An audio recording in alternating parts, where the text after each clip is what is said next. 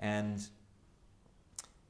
now, there was one thing that struck me after the Sichuan earthquake. So in 2008, the earthquake that occurred in Wenchuan, west of Chengdu in Sichuan, where 80,000 people were killed in a massive earthquake.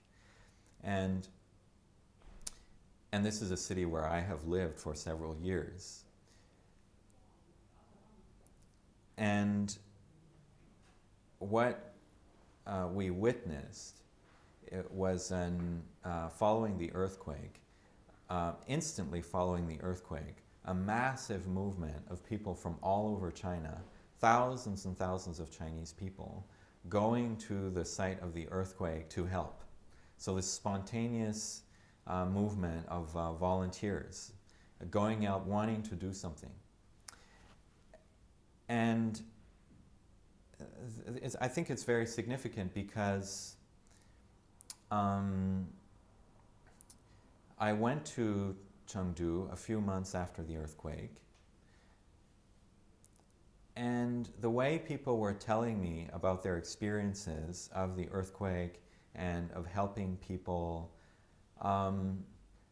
it felt almost religious.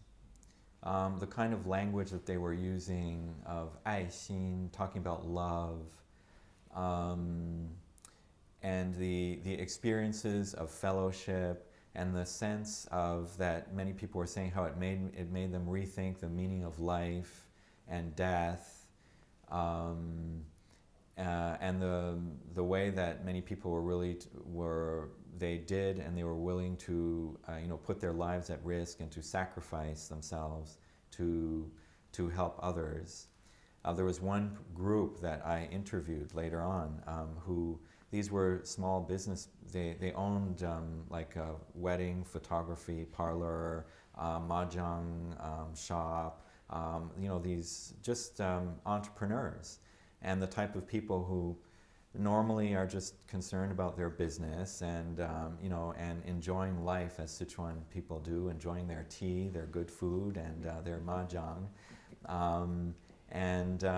this kind of people. But after at the earthquake, they saw all these children whose schools had been destroyed, and they practically gave everything up to start building schools, to start arranging the education of these youth. And it even led to family problems because their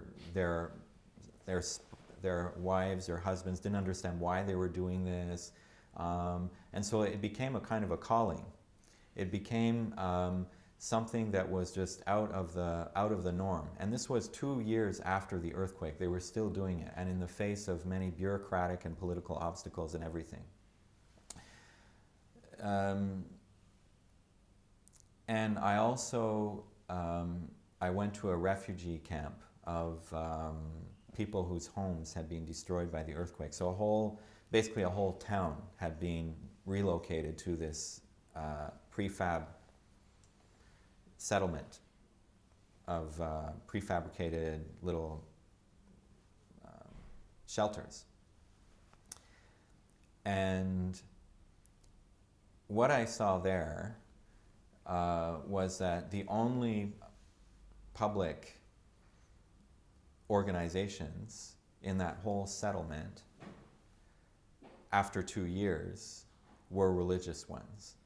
So after the earthquake, there were all kinds of groups, and the government and all kinds of organizations were going into the earthquake zone and helping and everything like that. But once all the excitement had faded away and everything like that, well, much of that just disappeared. So who was still there after 2 years in these grueling conditions of this camp? And I saw only religious groups. There was a Christian group and there were 2 Buddhist groups. And so I'm asking myself some questions. I'm just trying to see. So we see this prompting of the human spirit, so to speak. So this altruistic motivations and desire, which come to the surface at this kind of natural disaster. So we see this huge upsurge of volunteerism, of people who really want to help, who want to do something. But then how is this upsurge then maintained over the long term? And I'm still, this is a research project that I'm still engaged in, so I can't really give any firm explanations or conclusions at this point. But I mean, what I did see though is that religious groups appeared to be most able to sustain that commitment over a long period of time.